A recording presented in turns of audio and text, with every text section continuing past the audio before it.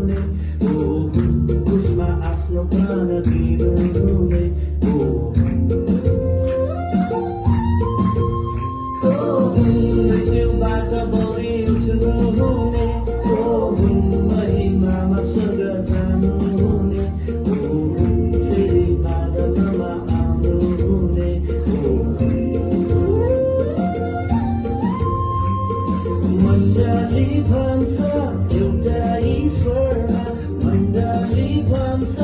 एउटा ईश्वरमा